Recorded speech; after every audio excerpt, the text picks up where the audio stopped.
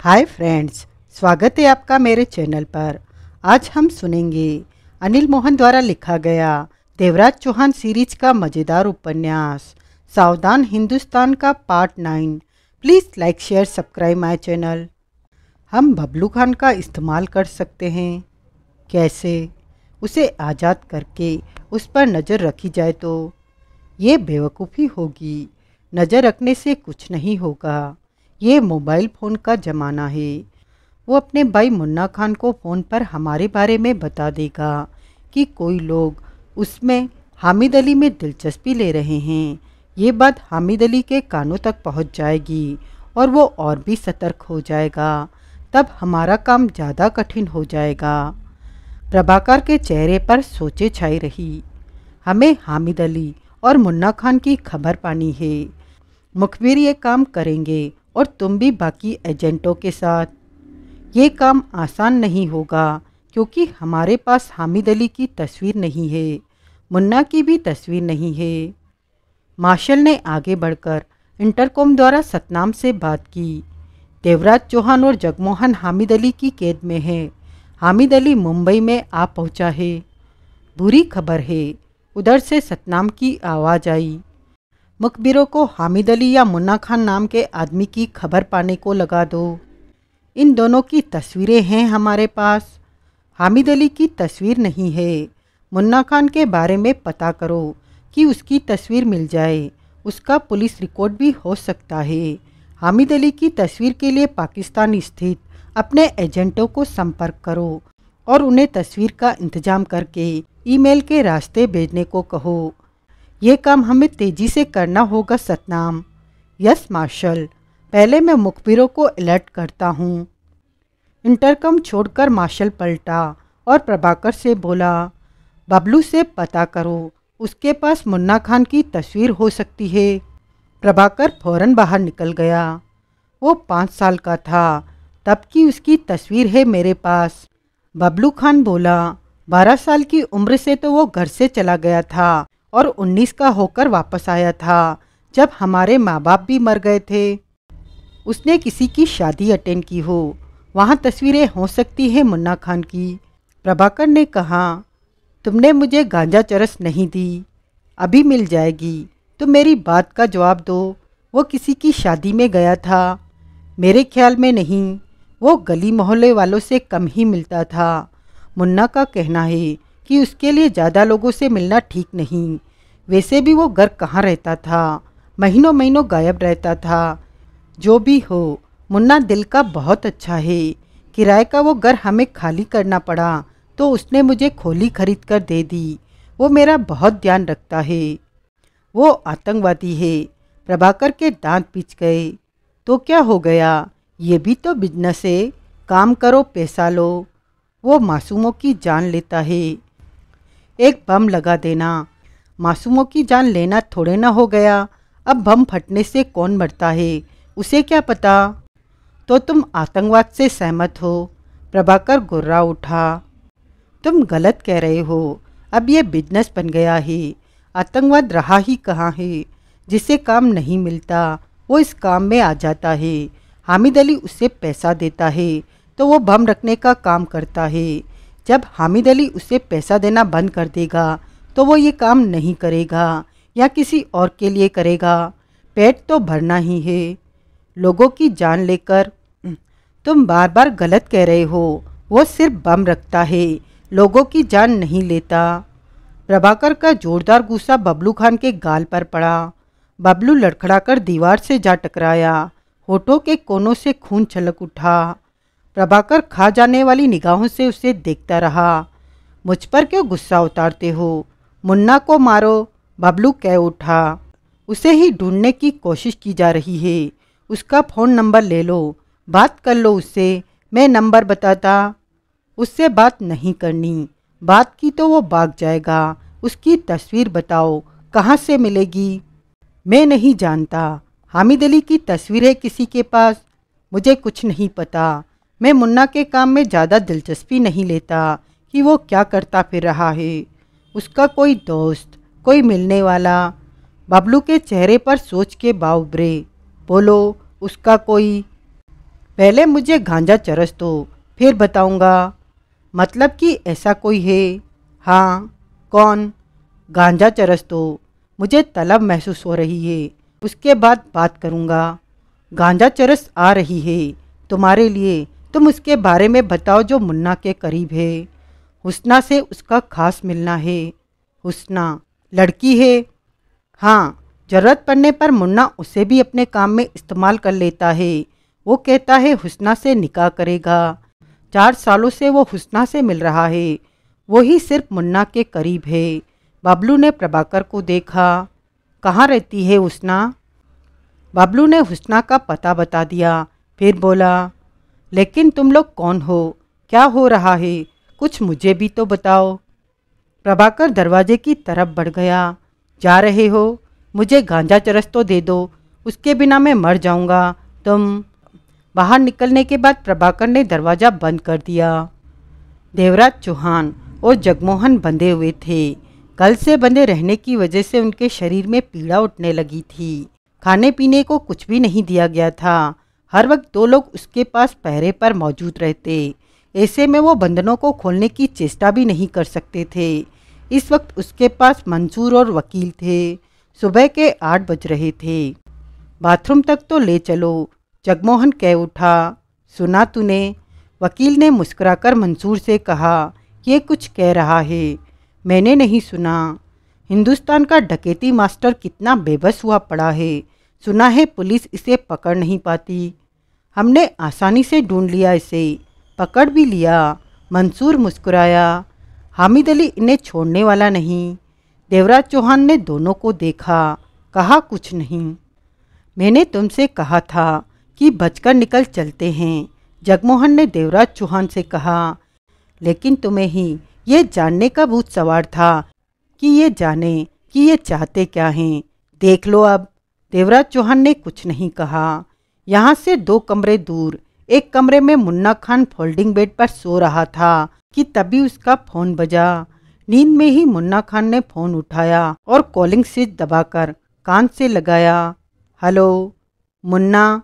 उधर से हामिद अली की आवाज़ कानों में पड़ी। जनाब, आप? मुन्ना खान की आंखें फौरन खुली। वो उठ बैठा। हुक्म? वो दोनों कैसे हैं? हमारी कैद में है। तुमने अच्छा काम किया, अब उन्हें हमें सौंप दो। दूसरी तरफ से हामिद अली ने कहा। कहिए जनाब, कहाँ लेकर आऊँ? तुम अपना ठिकाना बताओ। मुन्ना खान ने बताया कि वो कहाँ पर मौजूद है। मूसा को पहचानते हो ना? हाँ जनाब, कुछ लोगों के साथ मूसा आएगा, परंतु तुम्हारे ठिकाने पर आना ठीक नहीं होगा। मूसा के साथ 2 लोग और भी होंगे। तुम कहो उन दोनों के साथ कहाँ पर पहुँच रहे हो। मूसा तुम्हें वहीं मिलेगा। मुन्ना खान ने बता दिया कि मुलाकात किस सड़क पर होगी। उन दोनों को हमारे हवाले करने के बाद तुम सब अपने ठिकाने पर रहोगे। कभी भी हमें तुम लोगों की ज़रूरत पड़ सकती है। समझ गया जनाब। 1 घंटे बाद बताई जगह पर मैं उन दोनों के साथ मिलूँगा। बातचीत खत्म करके मुन्ना खान दूसरे कमरे में पहुंचा। वहां नदीम, साजिद, नादिर, रियाज और इकबाल बैठे थे। देवराज चौहान और जगमोहन को हामिद अली के हवाले करना है। मुन्ना खान ने कहा। फ़ोन आया हामिद अली का? हाँ। उसके बाद हमारा काम खत्म? नहीं, हमें यहीं रहने को कहा गया है। उसे फिर से हमारी ज़रूरत पड़ सकती है। तो अभी हम आगे के काम में साथ नहीं रहेंगे, इंतज़ार करना होगा हमें। ऐसा ही समझो, मुन्ना खान ने कहा और उस कमरे की तरफ बढ़ गया जिधर देवराज चौहान और जगमोहन थे। सड़क पर रोज के भांति ढेरों वाहन चल रहे थे। सड़क कहीं भी नज़र नहीं आ रही थी। इंजनों की आवाज़, हॉर्न का शोर, हर किसी को जाने की जल्दी। उन्हीं वाहनों में एक नीले रंग की बड़ी वैन भी आगे सरक रही थी। उस वैन को क्लीन शेड व्यक्ति चला रहा था। दूसरा उसके करीबी सीट पर बैठा था। पीछे से वो डिब्बे की तरफ बंद थी। उसका दरवाज़ा पीछे की तरफ खुलता था। वैन के तीनों तरफ हंसा बिस्कुट प्राइवेट लिमिटेड लिखा था। आगे जाने पर मोड़ पर वो वैन बाईं तरफ मुड़ गई, जबकि अन्य वाहन आगे जा रहे थे। इस तरफ बहुत कम भीड़ थी। वैन तेजी से आगे बढ़ने लगी। कुछ ही देर में वैन कई रास्तों को पार करती ऐसी सड़क पर आ गई जहाँ पर बहुत कम ट्रैफिक था और बंगले बने हुए थे। उधर आगे एक पार्क आया तो पार्क के बाहर वैन रोक दी गई। इसी जगह पर आना था हमें? ड्राइवर के साथ बैठे व्यक्ति ने पूछा। हाँ। तभी वैन के भीतर से धीमे से थपथपाकर पूछा गया, क्या हम रुक गए हैं? ये आवाज़ मूसा की थी। हाँ, हम बाहर निकलें? भीतर से मूसा ने फिर पूछा। तुम्हें बाहर निकलकर खड़ा हो जाना चाहिए, वैन चलाने वाले ने पीछे मुंह करके कहा, क्योंकि आने वाले लोग तुम्हें ही पहचानते हैं। माल तभी डिलीवर होगा जब वे तुम्हें देखेंगे। उसके साथ बैठे व्यक्ति ने कहा, वैन के पीछे का दरवाज़ा खोल दो। वो व्यक्ति नीचे उतरा और पीछे जाकर वैन का दरवाज़ा खोल दिया। मूसा बाहर निकला तो दरवाज़ा बाहर से बंद कर दिया गया। मूसा ने आसपास नज़रें दौड़ाई और उस व्यक्ति से बोला, पाकिस्तान हिंदुस्तान एक जैसे ही लगते हैं। लगता ही नहीं कि मैं हिंदुस्तान में हूँ, सिर्फ लोगों की वेशभूषा का फ़र्क है। मैं भी एक बार पाकिस्तान गया था, तब मुझे भी ऐसा ही लगा था। उस व्यक्ति ने मुस्कुराकर कहा, सब एक जैसा ही है, सिर्फ विचार नहीं मिलते। मूसा ने सिर हिलाया। 5-7 मिनट बीते कि तभी एक वैन वहाँ आकर रुकी और उसमें से मुन्ना गफूर मुस्तफ़ा बाहर निकले। मुन्ना खान तुरंत मूसा के पास पहुंचकर उससे गले मिला। कैसे हो? मुन्ना मुस्कुराया। खैरियत से हूँ, तुम लोग जल्दी करो, मुन्ना ने गफूर मुस्तफ़ा से कहा। गफूर मुस्तफ़ा ने तुरंत अपनी वाली वैन का दरवाज़ा खोला। वैन के फर्श पर देवराज चौहान और जगमोहन बंधे पड़े थे। शाकिर, मंसूद, साजिद और रियाज उनके पास मौजूद थे। उसके बाद देवराज चौहान और जगमोहन को वहां से उठाकर दूसरी वैन में डाला जाने लगा। नवाब कैसा है? मुन्ना ने मूसा से पूछा। वो गुजरात महाराष्ट्र सीमा पर पुलिस के हाथों मारा गया, मूसा ने अफसोस भरे स्वर में कहा। ओह, ये खबर मुझे क्यों नहीं बताई गई? ज़रूरत क्या थी? हम यहाँ अपना काम करने आए हैं, बेकार की बातों में उलझकर वक्त नहीं गंवाना चाहते। जाने कैसे ये खबर बाहर आ गई कि हम सीमा पार करके हिंदुस्तान आ पहुँचे हैं। नवाब की मौत का बदला नहीं लोगे? जरूर लेंगे, हिंदुस्तान में खून की नदियाँ बहा देंगे। मूसा गोरा उठा। तुम देखना, अब मुझे भी इस काम में ले लो, इसका फैसला तो जनाब ही करेंगे। उन्होंने तुम्हारी तारीफ की कि तुम लोगों ने बढ़िया काम किया। देवराज चौहान और जगमोहन को पकड़ना मामूली काम रहा, कोई बड़ा काम बताओ, मुन्ना ने कहा। मोना चौधरी भी हाथ लग जाती तो। वो हिंदुस्तान से बाहर है, जान चुका हूँ। देवराज चौहान और जगमोहन को दूसरी वैन में डाल दिया गया। मुन्ना और बाकी सब वहाँ से चले गए। ये वैन भी चल पड़ी। अब आगे बैठा आदमी भी पीछे मूसा के पास आ गया था। देवराज चौहान और जगमोहन बंधे हुए वैन पर फर्श पर पड़े थे। उन्हें पटककर भीतर डाला गया था। इस वजह से उनके शरीर के कई हिस्सों में दर्द उठ खड़ा हुआ था। वैन अब सड़क पर दौड़ रही थी। तो तुम हो देवराज चौहान और जगमोहन? मूसा बोला। तुम दोनों में देवराज चौहान कौन है? मैं जगमोहन हूँ, जगमोहन ने कहा। तुम कौन हो? देवराज चौहान ने पूछा। मूसा, हामिद अली के साथ सीमा पार करके आया हूँ, पर हमारा बहुत नुकसान हो गया। क्यों? हमारा साथी नवाब पुलिस की गोलियों से मारा गया। उसकी मौत की कीमत भी चुकानी होगी हिंदुस्तान को, मूसा खतरनाक स्वर में कह उठा। तुम तो हिंदुस्तान के डकैती मास्टर हो, डकैतियाँ करते हो, फिर हामिद अली के भाई को क्यों मारा था? उसने दिल्ली पर हमला कराया था, 3 जगहों पर सैकड़ों बंधक बना लिए थे। तब भी मैं इस मामले में नहीं आता, परंतु एक जगह पर ये जगमोहन और मेरा दोस्त सोहनलाल बंधक बना लिए गए थे। इन्हें बचाने के लिए मुझे मामले के बीच में आना पड़ा और बात बढ़ती चली गई। अली की जान लेना जरूरी हो गया था। मूसा के चेहरे पर कठोरता दिखने लगी। तब मोना चौधरी भी तुम्हारे साथ थी। उसकी अपनी वजह थी इस मामले में आ जाने की। अली को मारने में मोना चौधरी ने तुम्हारा पूरा साथ दिया। ये सब विस्तार से जानने के लिए राजा पॉकेट बुक्स से अनिल मोहन का पूर्व प्रकाशित 3 उपन्यास बंधक, सबसे बड़ा हमला, वांटेड अली पढ़ें।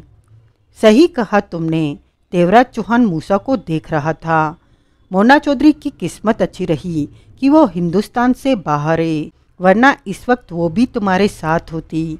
मूसा ने शब्दों को चबाकर कहा, बहुत बुरी मौत मरने वाले हो तुम लोग। मैंने तो कुछ नहीं किया, मुझे क्यों पकड़ रखा? जगमोहन ने कहना चाहा। तुम भी तो साथ थे अली को मारने में। जगमोहन गहरी सांस लेकर कह उठा, सालों के पास सब खबर है। 6 महीने पहले तुम दोनों ने मुंबई में अली के काम को बिगाड़ा। जब बम धमाके किए गए थे, तुम पाकिस्तान से भेजे अली के लड़कों में शामिल हो गए। एक को गायब कर दिया, उसकी जगह ले ली। ये काम तुमने मार्शल के साथ मिलकर किया था। और तब जगमोहन, तुमने हमारा काम बिगाड़ा था। मैंने तो सिर्फ देवराज चौहान को बचाया था, जो तब तुम्हारे लोगों में फंस गया था। पड़े मैं पाकिस्तानी, उसी से ही तुमने हमारा काम बिगाड़ दिया। बचा खुचा मार्शल ने सब खत्म कर दिया। मूसा दांत बीचे कह रहा था, बहुत बुरी मौत मरोगे तुम दोनों। तो तुम लोग पाकिस्तान से हमसे बदला लेने आए हो? देवराज चौहान बोला, साधारण मौत नहीं होगी तुम्हारी, खास तरह से मारा जाएगा तुम लोगों को। हामिद अली कभी भी कोई काम आम ढंग से नहीं करता, वो दूर की सोचता है। तुम्हारी मौत का ढंग भी उसने सब्र के साथ चुना है। हमने कुछ नहीं किया, वो सब तो मार्शल ने हमें करने को मजबूर किया था। जगमोहन बोला, हमने तो। मार्शल कहाँ पर मिलता है बताओगे? जगमोहन चुप कर गया। बता दोगे तो शायद तुम लोगों को छोड़ दिया जाए। अपनी जान बचाने का मौका है तुम्हारे पास। मौका लेना है? जगमोहन ने देवराज चौहान से कहा। देवराज चौहान मुस्कुरा पड़ा। सोच लो, मूसा कह उठा, ऐसा मौका तुम लोगों को फिर नहीं मिलेगा। मार्शल का ठिकाना बताओ और चले जाओ यहाँ से। आज़ाद हो जाओगे तुम दोनों। तुम दोनों से ज़्यादा उसकी ज़रूरत है हमें। सही बात कहूँ? देवराज चौहान बोला। कहो कहो, तुम यकीन नहीं करोगे। जरूर करूँगा, तुम कहो तो सही। मूसा जल्दी से बोला। मार्शल का ठिकाना हम भी नहीं जानते। बकवास, तुम लोग सब जानते। नहीं जानते? मैंने तो पहले ही कहा कि तुम यकीन नहीं करोगे। अगर जानते भी होते तो कम से कम तुम्हें न बताते। अपने को बचा लो देवराज चौहान, तुम्हें बचने का बढ़िया मौका मिल रहा है।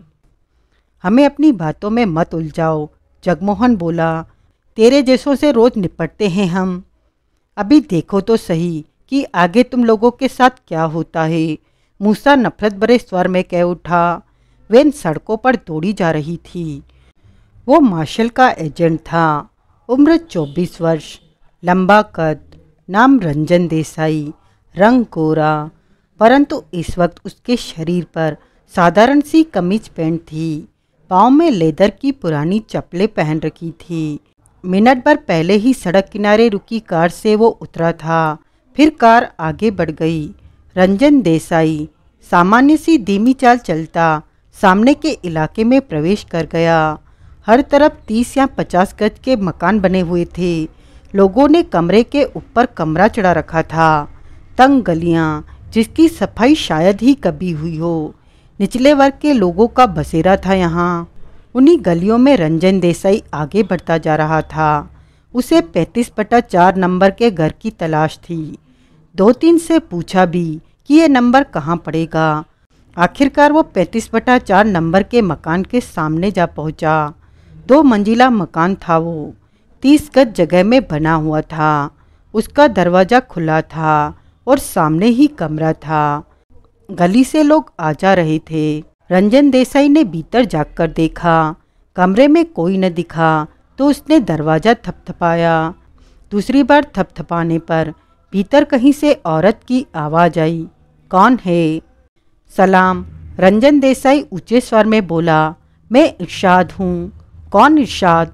आवाज़ फिर आई। आप सामने तो आइए। रंजन देसाई वहीं खड़ा कह उठा। अभी आई। फिर सीढ़ियाँ उतरने की आवाज़ कानों में पड़ी। दरवाजे के पीछे भीतर की तरफ सीढ़ियाँ थी। वहाँ से उतरकर नीचे पहुँची और दरवाजे पर आ खड़ी हुई। रंजन देसाई को देखा। क्या है? हुस्ना से बात करनी है। रंजन देसाई शांत स्वर में बोला। वो यहीं रहती है ना? रहती तो यहीं है, पर तुम कौन हो? पहले तुम्हें कभी देखा नहीं, हुस्ना से भी जिक्र नहीं सुना तुम्हारा। मैं पहली बार यहाँ आया हूँ, हुस्ना भी मुझे नहीं जानती। तो क्या करने आए हो? मुन्ना ने भेजा है। मुन्ना? औरत के तेवर चढ़े। उसकी अब इतनी हिम्मत हो गई कि कौन है अम्मी? तभी ऊपर से युक्ति की आवाज़ आई, नीचे तो आ जरा, तेरी खबर लूँ। मुन्ना ने किसी को भेजा है तेरे से बात करने के लिए। वो कमीना तेरे से निकाह तो करता नहीं और बाराती पहले ही आने लगे। उसे कह दे कि यहाँ किसी को न भेजा करे। तभी तेजी से सीढ़ियाँ उतरने की आवाज़ आई। फिर 24 साल की खूबसूरत युवती सामने आई। इकहरा बदन, गोरा रंग, मोटी आँखें, लंबे बाल, हर तरफ से वो खूबसूरत थी। वो हुस्ना थी। हाँ कहो, हुस्ना बोली। मैं इरशाद हूँ। मुन्ना ने भेजा है मुझे कि तुमसे कुछ कहूँ। कहो ना, वो बोली। रंजन देसाई ने हिचकिचाकर हुस्ना की अम्मी की तरफ देखा, फिर कहा, अकेले में बात करनी है। ऐसी क्या बात है जो तुम मेरे सामने नहीं कर सकते? अम्मी ने चिढ़कर कहा और पलटकर वहाँ से चली गई। अब कहो, क्या कहा मुन्ना ने? हुस्ना बोली। उसकी तबीयत ठीक नहीं। रंजन देसाई धीमे स्वर में बोला, तुम्हें लाने भेजा है मुझे। क्या हुआ उसे? एक्सीडेंट हो गया, हॉस्पिटल में है वो। ओ, हुस्ना तड़प उठी। चोट ज़्यादा लगी है क्या? ज़्यादा तो नहीं, कम भी नहीं। तुम चल रही हो मेरे साथ? रंजन देसाई बोला। हाँ, अभी आई। कहने के साथ ही ऊपर के कमरे में जाने के लिए हुस्ना सीढ़ियाँ चढ़ती चली गई। तभी अम्मी पास आ पहुँची। कहीं जाना है क्या? अम्मी ने नाक चढ़ाकर पूछा। जी वो बस यूं ही। रंजन देसाई ने घबरा जाने का दिखावा किया। इन कामों के लिए घर आने की जरूरत नहीं, दोबारा मत आना, फ़ोन पर बात कर लिया करो। अम्मी ने टेढ़े स्वर में कहा। जी। जाकर मुन्ना के कानों में तेल डालो और मेरी तरफ से कह दो कि अगर जल्दी ही हुस्ना से निकाह न किया तो मैं उसका निकाह कहीं और कर दूंगी। 2 रिश्ते तो मेरे सामने रखे हैं। अम्मी बोली। वो निकाह करने की सोच रहा है। रंजन देसाई जल्दी से बोला। किससे? आपकी बेटी से। अम्मी कुछ ढीली पड़ती दिखी। तारीख महीना बताया कि कब करेगा? ये तो पता नहीं, शायद 10-15 दिन में कर ले। रंजन देसाई ने कहा। उसे कहना जल्दी करे, मिलना जुलना बहुत हो गया, निकाह करो और घर बसाओ। तभी सीढ़ियाँ उतरती हुस्ना की आवाज़ आई। मुन्ना निकाह कर लेगा अम्मी, मुझे जल्दी नहीं, तो तुझे क्यों जल्दी लगी है? माँ हूँ तभी जल्दी है मुझे। नीचे आ पहुँची हुस्ना ने रंजन देसाई से कहा। चलो, शाम को आ जाऊँगी अम्मी। उससे तारीख पूछ के आना निकाह की। मुझे भी तो तैयारी करनी है, अम्मी बोली। तब तक रंजन देसाई और हुस्ना वहाँ से बाहर निकल गए थे। देवराज चौहान और जगमोहन को एक कमरे में लाकर रखा गया। हाथ पांव बंधे होने की वजह से उन्हें काफ़ी तकलीफ हो रही थी। उन्हें पटकने वाले अंदाज में वहाँ डाला गया था। आराम से। जगमोहन गुस्से से बोला। हमें इस तरह क्यों पटक रहे हो? अभी तो हम बहुत प्यार से पेश आ रहे हैं, मूसा ने कहा और बाहर निकल गया। 2 और बाहर चले गए। एक बचा जो वहीं पड़ी कुर्सी पर जा बैठा। तुम हम पर नज़र रखने के लिए यहाँ हो? जगमोहन बोला। हाँ, मैं तुम्हें काफ़ी रुपया दूंगा अगर तुम हमारे बंधन खोल दोगे, जगमोहन ने कहा। कितना रुपया? वो मुस्कुराया। 10 लाख। मेरे लिए ये मामूली रकम है, उसने सिर हिलाकर कहा। 20 लाख ले लेना, ये भी ज़्यादा नहीं। उसने फिर सिर हिलाया। तो क्या चाहते हो? कम से कम 50 लाख तो होने चाहिए, सुनने और सोचने में अच्छे लगते हैं। ठीक है, जगमोहन बोला। 50 लाख में सौदा पक्का हुआ। बंधनों को खोलो। ये कुछ नहीं करने वाला, देवराज चौहान कह उठा। तुम्हें बेवकूफ़ बना रहा है। बेवकूफ़ नहीं बना रहा, ये सच कह रहा है। ये अभी हमारे बंधनों को खोलेगा। देवराज चौहान मुस्कुराकर रह गया। तुम इसकी बकवास पर ध्यान मत दो, उस आदमी ने जगमोहन से कहा। मैं इसकी बिल्कुल परवाह नहीं कर रहा, तुम बंधन तो खोलो, जगमोहन बोला। 50 लाख, वो भी मिल जाएंगे। अपना पता दे देना, 4 घंटों में पैसा तुम तक पहुंच जाएगा। मैंने बंधन खोल भी दिए, तो भी तुम यहाँ से बाहर नहीं निकल सकोगे। यहाँ कई लोग हैं, तुम्हें मार देंगे। उनकी तुम फिक्र मत करो, हम सबसे निपट लेंगे। तुम बंधन खोलो। और तभी मूसा ने भीतर प्रवेश किया और जगमोहन को देखा। क्या कह रहा था ये? मूसा ने पूछा। हम में 50 लाख में सौदा तय हो गया है। वो व्यक्ति मुस्कुराया। मैं इसके बंधन खोलने जा रहा हूँ। जगमोहन गहरी सांस लेकर रह गया। इन पर सख्त नज़र रखना अनीस, मूसा बोला। कुछ ही देर में जनाब यहाँ पहुँच रहे हैं। मैं इनके पास ही बैठा हूँ। अनीस ने कहा। तो हमें मारने जा रहे हो? जगमोहन ने दांत बींचकर मूसा से कहा। इसका जवाब तो हामिद अली देगा, परंतु तुम लोग मरने से पहले जीवन में अभी कई रंग देखोगे। मूसा ने कड़वे स्वर में कहा। तुम लोगों की मौत इतनी आसान नहीं होगी। तुम्हें कैसा लग रहा है देवराज चौहान? मूसा हंसा। डकैती मास्टर देवराज चौहान, अली को मारने वाला देवराज चौहान, अब खुद बुरी मौत मरने वाला देवराज चौहान। हाथ पांव बांधकर बहादुरी दिखा रहे हो? देवराज चौहान बोला। तुम लोग बंदे ही ठीक हो। इस तरह तुम लोगों की ज़िंदगी लंबी हो रही है, इसका ध्यान रखना अनीस, कहकर मूसा चला गया। फिक्र मत करो, इनका ध्यान तो मैं बढ़िया रख रहा हूँ, अनीस ने व्यंग से कहा। जगमोहन ने तीखी निगाहों से अनीस को देखा। तो तुम्हारा इरादा 50 लाख में हमें आज़ाद करने का नहीं था? मैं तो वक्त बिता रहा हूँ तुमसे बातें करके। तुमने कैसे सोच लिया कि मैं तुम लोगों को आज़ाद करूँगा? हम लोग पैसे को नहीं, अपने मिशन को अहमियत देते हैं। हामिद अली हमें पैसों की कमी नहीं होने देता। हमारा कोई आदमी गद्दारी नहीं करता। हम लोग बहुत पक्के हैं। हमें हमारे इरादों से कोई नहीं हिला सकता। अनीस मुस्कुराकर कह रहा था। मैं बारूद एक्सपर्ट हूँ। 4 साल पाकिस्तान में रहकर मैंने सब सीखा और अब 6 सालों से हिंदुस्तान में काम कर रहा हूँ और कभी पकड़ा नहीं गया। तुम जैसों को सीधी गोली लगती है, जगमोहन ने कड़वे स्वर में कहा। मेरे बारे में न सोचकर अपने बारे में सोचो। अभी हामिद अली यहाँ पहुँचने वाला है। हुस्ना को होश आया तो उसने खुद को एक कमरे में पाया। कमरे में सोफा लगा था, बेड भी था, एक तरफ फ्रिज रखा हुआ था और चंद कदमों के फासले पर रंजन देसाई कुर्सी पर बैठा था। उसे होश आते पाकर मोबाइल से नंबर मिलाया और फ़ोन कान से लगा लिया। चंद पलों में मार्शल की आवाज़ कानों में पड़ी तो उसने कहा, लड़की को होश आ गया है, कहकर देसाई ने फ़ोन बंद कर दिया। इरशाद, हुस्ना उलझन में कह उठी। मैं बेहोश कैसे हो गई थी? मुझे ओ, तुमने मेरा सिर दबाया था, याद आ गया। तुमने ही मुझे बेहोश किया था। ये सब क्या है? मुन्ना कहाँ है? तुम तो कहते थे कि उसका एक्सीडेंट हो गया है, वो अस्पताल में है, लेकिन ये अस्पताल भी नहीं है। क्या हो रहा है इरशाद? तुम? मैं इरशाद नहीं हूँ, देसाई शांत स्वर में बोला। क्या? हुस्ना हैरानी से उसे देखने लगी। तुम इरशाद नहीं हो, पर तुमने ही तो कहा था कि तुम। वो गलत कहा था, तुम्हें साथ लाना था। हुस्ना उलझन से देसाई को देखने लगी। तभी दरवाज़ा खुला और मार्शल के साथ प्रभाकर ने भीतर प्रवेश किया। हुस्ना की निगाह उन दोनों पर गई। दरवाज़ा बंद हो गया। वे भीतर आ गए। हुस्ना की आंखें सिकुड़ गई। कौन हो तुम लोग?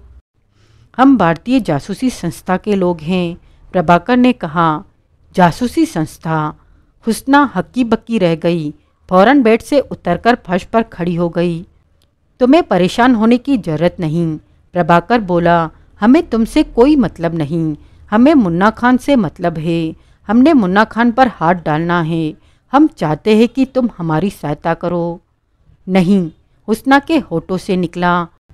ये तो तुम जानती ही हो कि मुन्ना खान आतंकी कार्रवाइयों को अंजाम देता है, मार्शल बोला। जानती हो ना? हुस्ना के चेहरे पर खौफ उभरने लगा। जानती हो या नहीं? मार्शल का स्वर कठोर हो गया। पता है मुझे। तो ऐसे इंसान से तुमने वास्ता क्यों रखा? वो मुझे अच्छा लगता है, मैं उससे निकाह करने वाली। बकवास, मार्शल ने कठोर स्वर में कहा। एक आतंकवादी से तुम शादी करके कभी खुश नहीं रह सकती। वो कभी भी पकड़ा जा सकता है, मारा जा सकता है। तुम्हें उसका ख्याल अपने दिमाग से निकाल देना चाहिए। हम अब उसके पीछे हैं, तो तुम क्या सोचती हो कि वो बच जाएगा? अगर तुमने हमारा साथ नहीं दिया तो तुम्हें हमेशा के लिए जेल में डाल देंगे। तुम्हारी माँ को भी चैन से नहीं रहने देंगे। मुन्ना को तो तुम भूल जाओ, वो बचने वाला नहीं। कोई भी आतंकवादी नहीं बच सकता। देर सवेर में वो पकड़ा या मारा जाता है। अब सोच लो कि तुम कैसी ज़िंदगी चाहती हो। उस्ना के चेहरे पर घबराहट नाच उठी। तुम्हें मुन्ना से संबंध रखना ही नहीं चाहिए था। किसी शरीफ और नेक लड़के से ब्याह करना चाहिए जो कि तुम्हें सुकून की ज़िंदगी दे सके, तुम्हें खुश रख सके। मुन्ना तुम्हें दहशत के अलावा कुछ नहीं दे सकता। वो किसी भी तरह से तुम्हारे काबिल नहीं। अब तक तो तुम्हें बाप की हैसियत से यह बातें कह रहा था। अब जासूसी संस्था के चीफ होने के नाते पूछ रहा हूँ कि मुन्ना को पकड़वाने में तुम हमारा साथ दोगी या हमेशा के लिए जेल जाना चाहोगी। तुम्हारी माँ को भी बहुत बुरा अंजाम भुगतना होगा। मुझे जल्दी से जवाब चाहिए। आज की कहानी बस यहीं तक। कहानी का अगला भाग जानने के लिए बने रहें मेरे साथ।